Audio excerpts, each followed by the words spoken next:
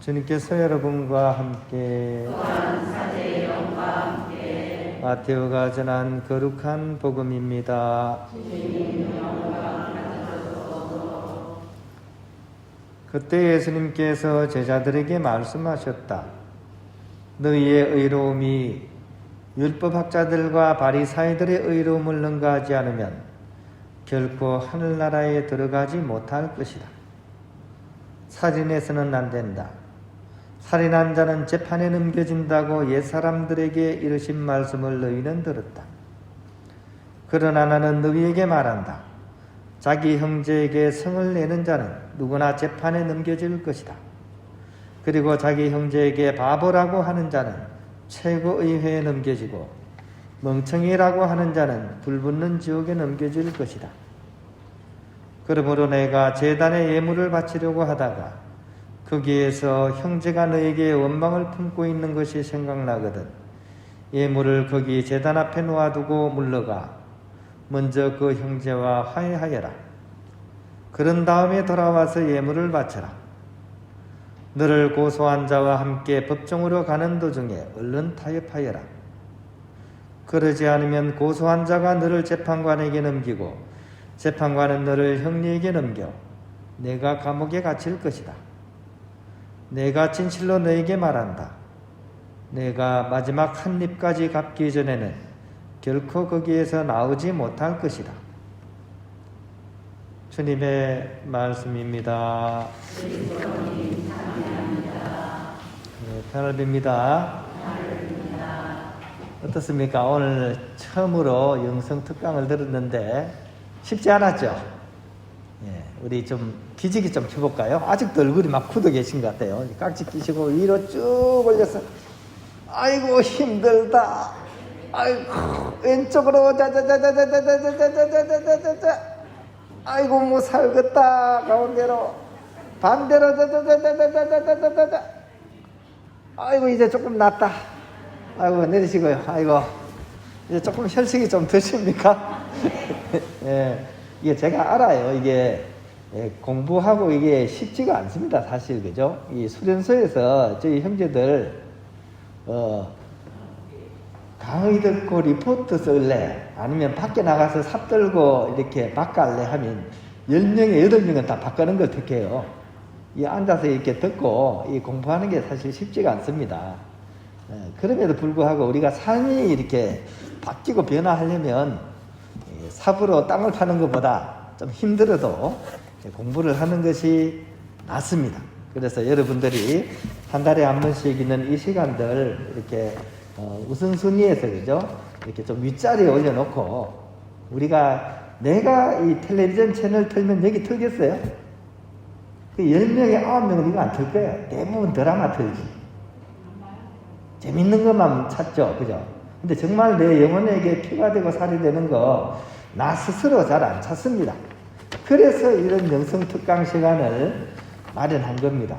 그래서 이제 수녀님하고 저하고 한 달 동안 열심히 찾아가지고 좋은 거리를 찾아서 이렇게 들려드릴 테니까 시간이 좀 길긴 한 것 같아요. 한 시간이 좀 기니까 다음에 할 때는 조금 축약을 해서 앞부분에 서론이 너무 길면 짧게 설명을 드리고 한 50분 정도로 이렇게 단축을 하면 훨씬 듣기가 좋을 것 같다는 생각이 듭니다. 아무튼 한 달에 한 번 있는 이 시간들 이렇게 잘 활용하셔서 우리에게 정말 피가 되고 살이 되는 찌개백반처럼 우리 이렇게 삶에 이렇게 도움이 되는 그런 말씀의 그런 강연들을 우리가 잘 듣고 삶 속에서 실천하면 좋겠습니다. 오늘 이 복음 말씀 중에 아주 예수님께서 참 이렇게 딱 정리를 해주는 말씀이 딱 나와요. 우리가 하느님 나라 가려면 어떻게 해야 되는지 딱 요약해서 말씀해 주세요. 한마디로 얘기해서 바리사이들의 의로움을 능가하지 못하면 그 사람 하늘나라 못 간다. 이렇게 얘기합니다. 그러니까 바리사이의 의로움을 능가하라. 그러면 바리사이의 의로움은 과연 뭘까? 이걸 우리가 알아야 돼요. 그거는 최소한 넘어가야 된다는 얘기거든요. 바리사이들의 의로움은 뭘까요? 수도 없이 1년 동안 계속 바리사에 가는 얘기가 나오죠. 그죠? 이 사람들 제법 열심히 살던 사람들입니다.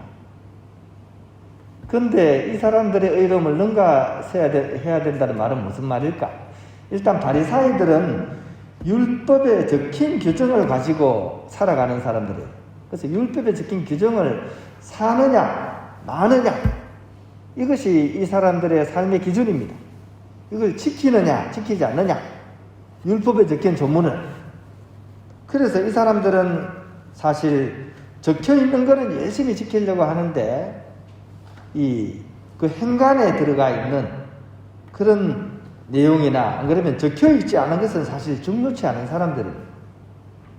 그러니까 예수님의 이 말씀은 이 수준을 넘어서서 율법의 핵심을 알고서 살아가는 사람, 그런 사람만이 결국 하느님 나라에 들어갈 자격을 얻게 된다, 이 말씀입니다. 예를 들어서 이제 고해성사를 예를 들면 제일 여러분들한테 쉽게 이해가 될 것 같아요. 우리가 형식적으로 고해성사를 볼 수도 있죠. 여러분들이 배운 대로 내가 뭐 미사 빠졌고 뭐 했고 무슨 잘못했고 이렇게 딱 얘기를 하면 어떻습니까? 신부님이 그 얘기를 딱 듣고 보석 한두 가지 주고 그리고 이제 사제경 딱 받으면 나올 때 어때요? 기분이 개운하죠? 뭔가 치유된 것 같고, 그죠? 내가 가졌던 문제 다 해결된 것 같고, 그죠? 이게 이제 율법학자들, 바리사이들의 수준입니다. 예수님께서는 이거보다 한 걸음 더 나아가야 된다는 거죠. 예를 들어서 살인하지 말라. 그래, 내가 살인 안 했어. 그리고 이 조문과 나는 전혀 상관없는 듯이 우리 살아가죠. 근데 사실은 그 살인하지 말라는 말이 칼로 남을 찌르지 말라는 그 문구만 얘기하는 걸까요? 그게 아니죠. 우리가 마음속으로도 수도 없이, 그죠?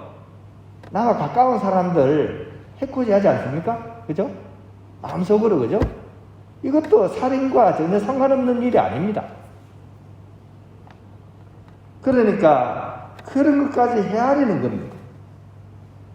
이 살인하지 말라는 이 문구를 통해 가지고 오히려 소중한 이웃들, 그 이웃들에게 내가 바보 멍충이라고 하지 않았나, 이런 것을 성찰해내는 그런 양심, 이것을 예수님께서는 일컫는 것이라고 할 수 있습니다.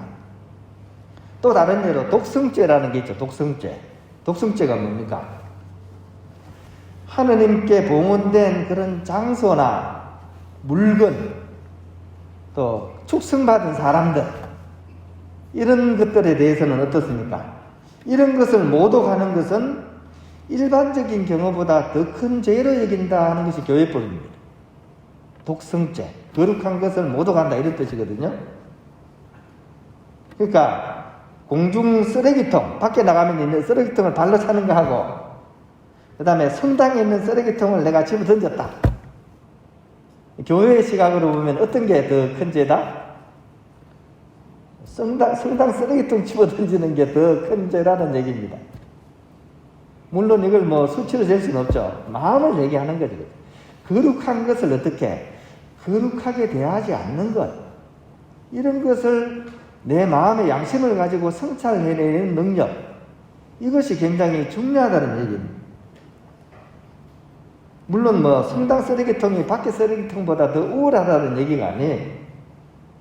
최소한 이 안에서는 그 누구든 간에, 그 어떤 것이든 간에 더 사랑하는 마음으로 대하고 소중히 여긴다는 그 의미가 이 독성죄라는 조항 안에 들어가 있는 거죠. 그런 의미에서 우리 그리스도인들은 이런 마음으로서 세상을 살아가는 사람들입니다. 세상에 존재하는 모든 것들이 하느님의 창조물이고, 내가 접하며 만나는 모든 사람들이 그분의 자녀입니다. 그러니까 그것들을 거룩하게 바라보고 그 사람들을 섬기면서 살아가는 사람, 이 사람들이 그리스도인들입니다. 그러니까 사실 그리스도인들은 이 독성죄와 관련된 그런 마음으로서 이 세상을 더 크게, 더 깊게 사랑하는 마음을 가지고서 살아가는 사람들, 그런 의미에서 오히려 뭐 오블리제, 노블리제 뭐 이런 얘기 하죠, 그죠? 귀족들이 사회적인 의무를 다한다는 의미잖아요. 자기가 받는 그 혜택에 비해서 이것을 기어갖기 위해서 사회적인 책무를 더 열심히 한다는 의미잖아요. 이 그리스도인들은 바로 그런 측면으로, 그런 마음으로 세상을 바라보면서 살아가는 그런 사람들입니다. 이 점이 어떻게 보면 세상 사람들과 우리들이 조금 다른 측면이라고 부를 수 있는 부분이라는 생각이 듭니다. 사회생활 안에서는 이해득실에 따라 이렇게 시비를 가리죠. 그죠? 그리고 내가 줄 것 주고 받을 것 받고 그 외에는 뭐 어떻습니까? 내가 뭐 어때서 이렇게 얘기할 수 있죠. 내가 남한테 뭐 손해 안 끼치고 내 할 바 했는데 이게 통할 수 있습니다. 하지만 신앙생활 안에서는 설령 나에게 잘못한 사람이라고 하더라도 하느님 사랑의 눈으로서 바라볼 수 있는 것, 이것이 어떻게 보면 우리들의 차별화된 그런 삶이라고 할 수 있습니다. 왜냐하면 그 또한 하느님의 사랑받는 자녀이기 때문입니다. 그래서 내가 뭐 어때서 이런 표현이 아니라 내가 어떻게 그의 존엄성을 무시할 수 있을까라고 생각한다는 거죠. 그러므로 우리가 회개한다는 것은 거죠. 바로 그런 시각을 기본으로서 깔고 한다는 겁니다. 그래서 첫 번째는 외면을 넘어서는, 또 세상에 얘기하는 그런 어떤 기본적인 틀을 넘어서는, 율법을 넘어서는 그런 내면의 회심이 먼저 첫 발이 주어져야 됩니다. 그 다음에 그것을 키워감는 그런 외적인 표현이 이어져야 됩니다. 그러니까 입으로만 그냥 내가 그냥 회개해서 이걸로 끝나는 게 아니라 그것을 표현하는 단계로 나갑니다. 그래서 성경을 보면 내가 뭔가 잘못했다 이럴 때는 속죄물을 바치죠. 비둘기를 바치거나 그죠? 양을 바치거나 그죠? 구체적인 어떤 행동이 따라야 된다는 거예요. 그리고 그것을 속으로만 사귀는 게 아니라 참된 회개와 진실한 고백을 통해 가지고 표현을 해야 됩니다. 이게 고해성사잖아요. 그래서 고해성사는 사실 이 세 가지 단계가 다 들어가는 겁니다. 그런 의미로서 오늘 우리 예수님의 이 말씀을 한번 우리가 다시 한번 성찰해 보면 좋겠습니다. 예수님께서는 우리가 그런 문구에 적힌 규정으로서 판단하는 그런 단계를 넘어서는 그런 의로움을 살아가라고 우리의 마음을 이렇게 다독거려 주고 있습니다. 이 세 가지가 우리가 삼박자가 맞을 수 있어야 됩니다. 내면의 회심과 외적인 표현과 진실한 고백. 이것이 맞아떨어지게 될 때 온전한 회개가 되고, 이것을 통해서 우리는 하느님의 은총을 체험할 수 있게 됩니다. 오늘 예수님의 이 짧은 말씀 우리가 다시 한번 성찰해 보면서 과연 내 삶은 그런 바리사회와 율법학자들의 의로움을 넘어서는 삶을 살아가고 있는지, 아니면 문구에 사로잡혀서 그냥 한 발짝도 발을 못 떼는 그런 상태에 있는지를 한번 점검해 보고, 오늘 예수님께서 가르치시는 그 바리사회들의 의로움을 넘어서는 그런 단계로서 우리가 새롭게 살아갈 수 있도록 회심하는 그런 하루가 되었으면 좋겠습니다.